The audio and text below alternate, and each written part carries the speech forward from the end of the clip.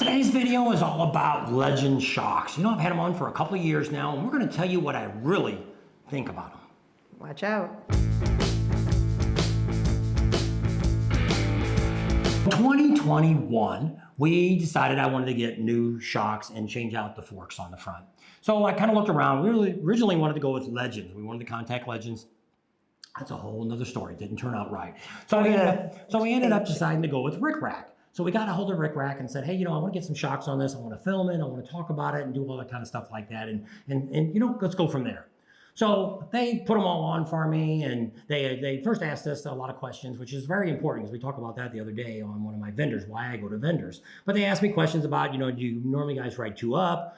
Kind of what do you guys weigh together? Things like that. So they could kind of preset it where it needs to be. One of the things I find out where a lot of people that put the shocks on that are adjustable like that, they don't ask that kind of question. They put them on and they send you out the door and you don't know. There you go. So then the next thing they did when they got all done with the bike, they said, take it up the road and we'll adjust it for you guys. So we took it up, and I think we went 2 or 3 times, and they kept adjusting it until she was happy on the back.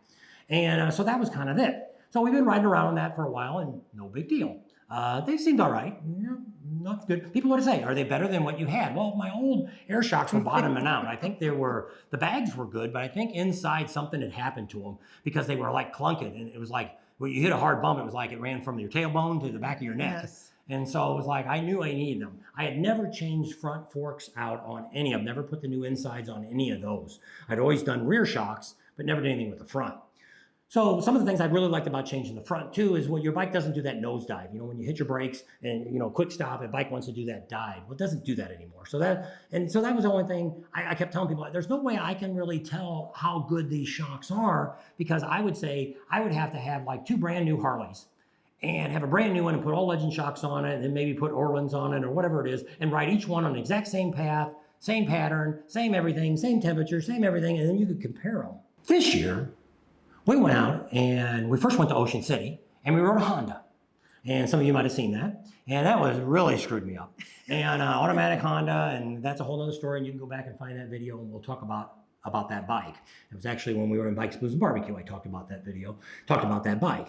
Well, then after that, we got a bike from, so the problem I had with that bike, I guess I should say a little bit about that. The problem I had with that bike was some of the things that I do when I ride a bike is like when I get into the turns, I like to downshift and then kind of open the throttle a little bit. It kind of hugs me into that curve when we make a turn. That's kind of what I do. Well, in automatic, can't do that. There's no downshifting the thing. The other thing was that when you try to slow the bike down, I like to downshift and let the bike slow down and also use the brake. Well, this, you couldn't do that either. You had to rely on the stupid brakes a lot, completely slow you down. It was kind of tough if you're doing like 70 and you try to stop. So the next bike we did is we got a I think it was 2021 or 2022, that we got from Pig Trail Harley. Hats off to them. We appreciate them giving the bike. So we're taking this bike out on, you know, some of the great rides that are out there in Eureka Springs area. And we're riding the bike and it's like, man, this bike is just not, you know what, something's wrong with it. I just can't get into the turns. I said, did that Honda screw me up that bad that I can't ride a bike anymore? What's going on here? I'm like, I don't get it. And so I'm riding the bike and I never did really get comfortable in the turns. So one of the other things I want to go back to is when we were in Sturgis this year, 2023, we took a group out on Iron Mountain and Needles Highway. Well, one person kept up with me, but the rest of the people said, you drove like a bat out of hell. You know, we couldn't keep up with you. And I'm like, I wasn't going that fast. I was going pretty quick, but I mean, I'm not a fast rider. And so I've had a lot of people pull away from me that I can't keep up with. So I wasn't thinking that much of that. So go back now to riding that bike at Bikes, Blues, and Barbecue. And so we're riding that 2021 and we're riding it around. It was a full dresser like mine. Had all factory stuff on it. It only had like, I don't know, 10,000 miles or something on it. We didn't have very many miles. Honda was the same way. Didn't have very many miles on it either. So then we get back and I'm talking to some people at the dealership and I'm like, I don't know. I don't want to say there's anything wrong with this bike because I ordered the stupid Honda. That's not a stupid Honda. We appreciate you giving us a Honda, but I mean, it was just all the things that we had. It was great transportation. It got us where we needed to do. It did all the things we did. We're very grateful that we got it. We would have been lost without it. But it was just totally an automatic and all that was just kind of, so I thought, different. I thought that was what was kind of screwing me up riding. I just wasn't used to riding my bike. Well, then somebody said, have you ever changed your shocks on your bike? And I'm like, yeah, I just had Legends put on a couple of years ago in the front and the back. And he says, that's it. I'm like, what's that? He says, that's what it is. With those Legend Shocks, they're a lot firmer. And when you go into the turns and stuff, it's holding you a lot firmer. And that's why you're able to go faster in the turns and stuff. And I'm like, oh my gosh. So I've taken the bike out since I've been home, and I'm like, it is. I'm back to where I'm riding normal. It had nothing to do with the Honda. And there was nothing wrong with the 2021. It was that my bike had the Legend Shocks on the front and the back. And I got the nitrogen ones that you can adjust and stuff. And now I'm saying you could buy Orlands, and there's probably a lot of other good brands out there that you could buy that would be very similar to the Legends. So I'm not saying you got to buy Legends, but I'm just saying that by changing your shocks, especially in the front and the back, you need to do both. If you're going to do it, do both and be done with it, because that changes the whole ride on your bike. And it's like, if I bought a brand new bike today, the first thing I would do is take it down to the shop. I'm either getting Orlands put on it or I'm getting Legends put on it. No ifs, ands, and buts. I'm getting all that factory stuff taken off. I could not believe night and day difference in the ride. So much different. So that's what I'm going to tell you right now. I'm 100%, 150% glad that I put Legend Shocks on my bike 2 years ago, and they're holding up great. I've had no problems with them. And I truly know now that $3,500 or $3,800, $3,100, whatever we paid back then, $3,000 plus for them, is well worth the money to put those on. So we highly, highly, highly recommend getting them done, and make sure wherever you have them done that they do help you adjust up your shocks. Unless you're really handy and you want to play with them yourself, if you get the nitrogen ones, I didn't want I got mine kind of hidden. Some people like to have the nitrogen cartridges way in the back. I didn't want all that. I had them tuck them up under by the bag. So mine's a little harder to get to. I don't really adjust mine. I think I turned them the other day. It was a little rough on us. I kind of turned them a little bit, but I don't do a lot of adjusting. But if you're not real mechanically inclined, it's better. Like I always say, it's better to have somebody that puts on 1,000 pairs of these, that knows how to adjust them based on your riding experience, than to have somebody put them on and you go out and pick your bike up out in the parking lot and you ride it home.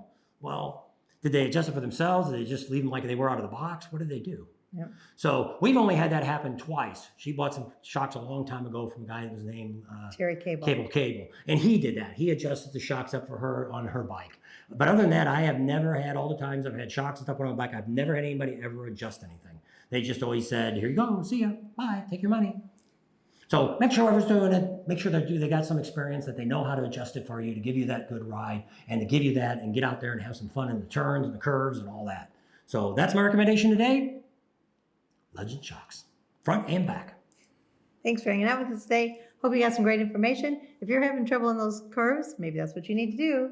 Subscribe to our channel if you haven't already. Share us with your family and friends. Think about Patreon. Give us a big thumbs up. Ring that bell for notifications. And we'll see you on the next video. We got some new memberships down here, in the wording down here. If you go down here, if you're on YouTube, you can click down here and see some of the things, like we write about the name of tell you what the video's about. And then but down at the bottom, there's a link that you can go to that's our memberships. So we have two. We have one that's a $2.99 that gets you a sticker, and it gives you a priority when we see it on lives and stuff. We always go to those names pretty quickly because they help us out with the funds and stuff like that. Well, we started a new one now. It's a $7.99 one that we're doing new lives on. We're giving you some great information. We're talking about stuff that I normally wouldn't talk about on YouTube. We also want to give you some great information about some of the stories that we have. We've had some different things that I really don't want to go on YouTube with, even though it is a YouTube, but you're paying to see it. That some stories that we've had, some of the issues that we've ran into, some of the people that we've run into, and some of the businesses, some of the vendors, some of the dealerships that we've had issues with. And to hear our side of the story, you'll be thinking, what a bunch of clowns they are.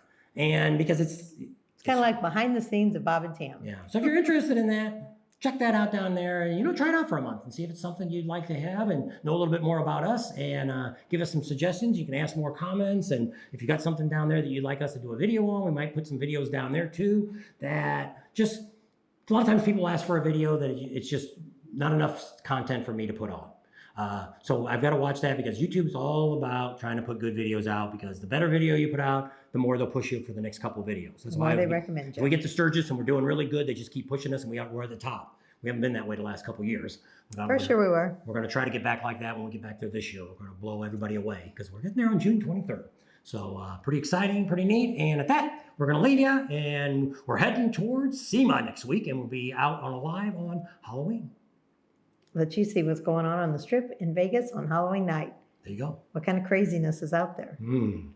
I see some crazy costumes. I might end up having to put them on Patreon. Some. Yep. See ya. Bye.